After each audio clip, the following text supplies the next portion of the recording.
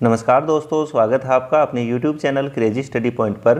तो देखिए, हम भौतिक विज्ञान के प्रीवियस ईयर एग्जाम्स में पूछे हुए क्वेश्चंस को डिस्कस कर रहे थे। तो आज हम SSC CHSL 2019 में पूछे गए सभी क्वेश्चंस को यहाँ पर डिस्कस करेंगे। तो स्टार्ट करने से पहले यदि आप चैनल पर नए हैं तो प्लीज़ चैनल को सब्सक्राइब कर लें और उसके जो बगल में बेल आइकन है उसको ज़रूर प्रेस कर लें, ताकि जब भी कोई नया अपडेट हो तो उसका नोटिफिकेशन आपको मिल सके। तो चलिए स्टार्ट करते हैं। तो देखिए, पहला क्वेश्चन है कि 25 डिग्री सेंटीग्रेड यानी कि 77 डिग्री फ़ारेनहाइट पर आसूत जल का मतलब होता है शुद्ध जल। तो शुद्ध जल में ध्वनि की अनुमानित गति कितनी होती है? तो देखिए, शुद्ध जल में जो ध्वनि की गति होती है वो 1450 मीटर पर सेकेंड से 1500 मीटर पर सेकेंड तक होती है। तो डी ऑप्शन जो है इसका यहाँ पर करेक्ट आंसर हो जाएगा। जबकि जो नमकीन जल या जो समुद्री जल होता है, समुद्री जल में ध्वनि की जो अनुमानित गति होती है वो 1500 से 1600 मीटर प्रति सेकेंड होती है। तो यदि हमें नमकीन जल में या समुद्री जल में ध्वनि की गति पूछी होती तो फिर हम 1598 मीटर पर सेकेंड हो जाती। लेकिन यदि आसूत जल में या शुद्ध जल में ध्वनि की जो अनुमानित गति की यदि हम बात करें तो वो 1450 से 1500 मीटर पर सेकेंड तक होती है। तो डी ऑप्शन जो है इसका यहाँ पर करेक्ट आंसर हो जाएगा। अगला क्वेश्चन देखिए, उस बल का नाम क्या है जिससे पृथ्वी सब वस्तुओं को अपनी ओर खींचती है? तो देखिए, जिस बल से पृथ्वी जो है वस्तुओं को अपनी ओर खींचती है उसे हम गुरुत्वाकर्षण बल के नाम से जानते हैं। तो ए ऑप्शन जो है इसका यहाँ पर करेक्ट आंसर हो जाएगा। अगला क्वेश्चन देखिए, निम्नलिखित में से कौन बिजली का अच्छा चालक नहीं है? तो देखिए, जो धातुएं होती हैं वो विद्युत की अच्छी चालक होती हैं। तो चांदी और तांबा ये दोनों ही धातुएं हैं और विद्युत के अच्छे चालक हैं। जबकि ब्रोमीन और ग्रेफाइट ये दोनों अधातु हैं, लेकिन जो ग्रेफाइट है वो अधातु होने के बावजूद भी विद्युत की चालक होती है। इसका कारण यह है कि जो ग्रेफाइट है वो कार्बन का ही एक अपर रूप होता है और इसमें जो कार्बन है वो एक कार्बन अन्य 3 कार्बनों से जुड़ा होता है। जबकि कार्बन की जो संयोजकता होती है वो 4 होती है, लेकिन कार्बन केवल 3 ही कार्बनों से जुड़ा होता है, जिसके कारण इसका एक इलेक्ट्रॉन जो है वो फ्री होता है, जिसके कारण जो ग्रेफाइट है वो विद्युत का चालक होता है। तो ग्रेफाइट भी विद्युत का चालक हो गया, हमें पूछा है कि चालक नहीं है। तो जो ब्रोमीन है वो विद्युत का चालक नहीं होता है।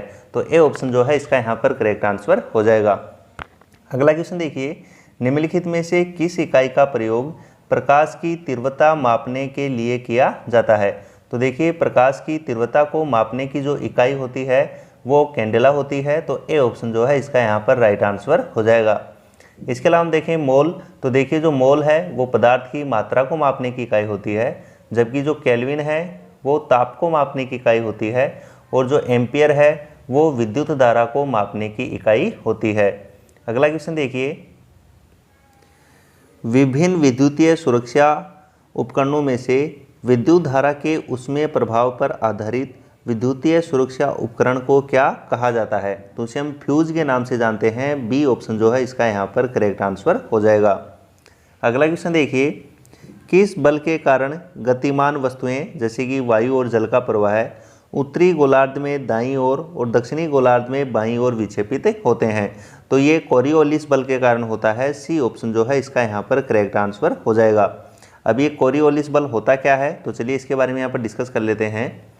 तो देखिए, कोरियोलिस बल एक आभासी बल है जो पृथ्वी के घूर्णन के कारण उत्पन्न होता है। वस्तुतः पृथ्वी के विभिन्न अक्षांशों में परिधि का आकार तथा केंद्र से दूरी के कारण पृथ्वी की घूर्णन गति भी भिन्न भिन्न होती है। इस गति भिन्नता के कारण कोई भी गतिमान वस्तु जो एक अक्षांश से दूसरे अक्षांश की ओर गतिमान होती है उस पर यह बल कार्य करने लगता है। कोरियोलिस बल के कारण उत्तरी गोलार्ध में वायु की गति की दिशा के दाईं ओर तथा दक्षिणी गोलार्ध में गति की दिशा के बाईं ओर बल लगता है। इसे हम कोरियोलिस बल के नाम से जानते हैं। तो सी ऑप्शन जो है इसका यहाँ पर क्या हो जाएगा, राइट आंसर हो जाएगा। अगला क्वेश्चन देखिए, ध्वनि निम्नलिखित में से किस माध्यम से तीव्रता से गुजरती है? तो देखिए, ध्वनि जो है उसको ट्रैवल करने के लिए माध्यम की आवश्यकता होती है, तो निर्वात में जो है वो ध्वनि गति नहीं कर सकती है। जबकि ठोस, द्रव्य और जो गैस है, इनमें ध्वनि की तीव्रता का जो क्रम है, तो सबसे अधिक गति जो है वो ठोस में होती है, उससे कम द्रव्य में, और सबसे कम जो है वो गति किस में होती है, गैस में होती है। तो सबसे अधिक या तेज गति से जो ध्वनि है वो ठोस में ट्रेवल करती है, तो सी ऑप्शन जो है इसका यहाँ पर करेक्ट आंसर हो जाएगा। अगला क्वेश्चन देखिए, सूर्यमुखी के सौर ट्रैकिंग यानी कि सूर्य की दिशा में विचलन को क्या कहा जाता है? तो इसको सूर्यानुवर्तन या हेलियोट्रोपिज्म के नाम से जानते हैं। बी ऑप्शन जो है इसका यहाँ पर राइट आंसर हो जाएगा। अगला क्वेश्चन देखिए, निम्नलिखित में से जी का मान क्या है? जहाँ जी का अर्थ पृथ्वी की गुरुत्वाकर्षण शक्ति के कारण उत्पन्न त्वरण है। तो देखिए जी की जो वैल्यू है वो 9.8 मीटर पर सेकेंड स्क्वायर होती है। तो बी ऑप्शन जो है इसका यहाँ पर करेक्ट आंसर हो जाएगा। अगला क्वेश्चन देखिए, निम्नलिखित में से किस वैज्ञानिक को सैद्धांतिक भौतिकी में अपने कामों के लिए और विशेष रूप से प्रकाश वैद्युत प्रभाव के नियम की खोज के लिए नोबेल पुरस्कार दिया गया था? तो अल्बर्ट आइंस्टीन को 1921 में प्रकाश विद्युत प्रभाव के नियमों की खोज के लिए नोबेल पुरस्कार दिया गया था। अल्बर्ट आइंस्टीन 1921 में नोबेल पुरस्कार से सम्मानित किए गए। इसके अलावा देखिए, जो सापेक्षता का सिद्धांत है, सापेक्षता का सिद्धांत, ये भी अल्बर्ट आइंस्टीन ने ही प्रस्तुत किया था। अगला क्वेश्चन देखिए, निम्नलिखित में से ऊष्मागतिकी तापमान की एसआई इकाई क्या होती है? तो देखिए, ऊष्मागतिकी तापमान की जो इकाई होती है वो केल्विन होती है। तो डी ऑप्शन जो है इसका यहाँ पर करेक्ट आंसर हो जाएगा। अगला क्वेश्चन देखिए, किस वैज्ञानिक ने सापेक्षता का सिद्धांत थ्योरी ऑफ रिलेटिविटी प्रतिपादित किया? तो अभी हमने बताया कि जो अल्बर्ट आइंस्टीन है, इन्होंने ही सापेक्षता का सिद्धांत प्रस्तुत किया था। तो ए ऑप्शन जो है इसका यहाँ पर करेक्ट आंसर हो जाएगा। अगला क्वेश्चन देखिए, निम्नलिखित में से कौन सी इकाई ऊष्मागतिक तापक्रम की मूल इकाई होती है? तो अभी हमने देखा कि जो ऊष्मागतिकी तापक्रम जो होता है उसका जो एसआई मात्रक है वो केल्विन होता है। तो डी ऑप्शन जो है इसका यहाँ पर राइट आंसर हो जाएगा।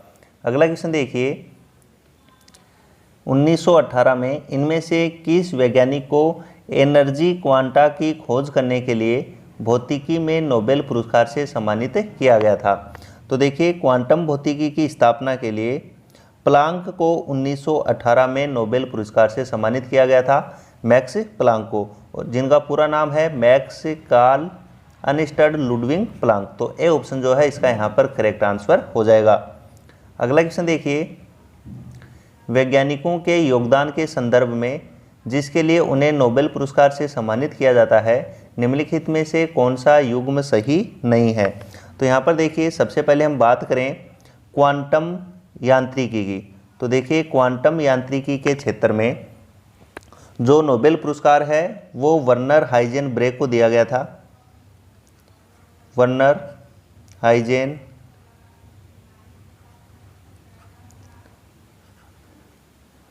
को दिया गया था 1932 में।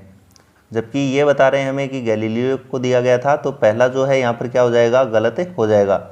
दूसरा देखिए, जेमान प्रभाव। तो सबसे पहले तो जेमान प्रभाव होता क्या है? तो देखिए, चुंबकीय क्षेत्र में परमाणु को रखने पर जो अकेली स्पेक्ट्रम में रेखा होती हैं वो अनेक रेखाओं में विभक्त हो जाती हैं, जिसे जेमान प्रभाव के नाम से जाना जाता है।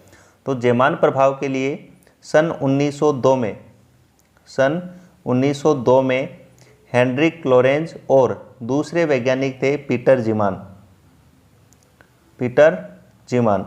इन दोनों को संयुक्त रूप से नोबेल पुरस्कार दिया गया था 1902 में। तो ये यहाँ पर क्या है, बिल्कुल सही है। दूसरा है एक्सरे विवर्तन। तो देखिए, एक्सरे विवर्तन के लिए मार्क्स वॉन लो को 1914 में क्रिस्टल द्वारा एक्सरे विवर्तन के लिए नोबेल पुरस्कार दिया गया था। तो ये भी यहाँ पर क्या है, बिल्कुल सही है। तीसरा है प्रकाश प्रकीर्णन, जिसको हम रमन प्रभाव या रमन प्रकीर्णन के नाम से भी जानते हैं। इसके लिए चंद्रशेखर वेंकट रमन को चंद्रशेखर वेंकट रमन को 1930 में नोबेल पुरस्कार से सम्मानित किया गया था। तो ये भी यहाँ पर क्या है, बिल्कुल सही है। तो यहाँ पर हमें पूछा है कि कौन सा युग्म सही नहीं है, तो पहला गलत था, तो ए ऑप्शन जो है इसका यहाँ पर करेक्ट आंसर हो जाएगा कि क्वांटम यांत्रिकी के लिए जो नोबेल पुरस्कार है वो गैलीलियो को नहीं दिया गया था। किसको दिया गया था? वर्नर हाइजेनबर्ग को 1932 में। अगला देखिए, निम्नलिखित में से कौन सी एक अदिश राशि नहीं है? तो देखिए, तापमान, आयतन और समय, ये तीनों ही अदिश राशि हैं, लेकिन जो बलागुण है ये एक यहाँ पर क्या है, सदिश राशि है, तो ये अदिश राशि नहीं है। तो डी ऑप्शन जो है इसका यहाँ पर करेक्ट आंसर हो जाएगा। अगला क्वेश्चन देखिए, हर्ट्ज में ध्वनि की किस विशेषता को मापा जाता है? तो देखिए, जो हर्ट्ज है ये आवृत्ति को मापने की इकाई होती है। तो यहाँ पर ध्वनि की किस विशेषता को मापा जाएगा? इससे ध्वनि की आवृत्ति को। तो डी ऑप्शन जो है इसका यहाँ पर करेक्ट आंसर हो जाएगा। तो ठीक है दोस्तों, यदि वीडियो आपको अच्छा लगा हो तो ज़्यादा से ज़्यादा लाइक करें, शेयर करें, और यदि आप चैनल पर नए हैं तो चैनल को सब्सक्राइब जरूर कर लें, और उसके जो बगल में बेल आइकन है उसको ज़रूर प्रेस कर लें, ताकि जब भी कोई नया अपडेट हो तो उसका नोटिफिकेशन आपको मिल सके। Okay, thank you.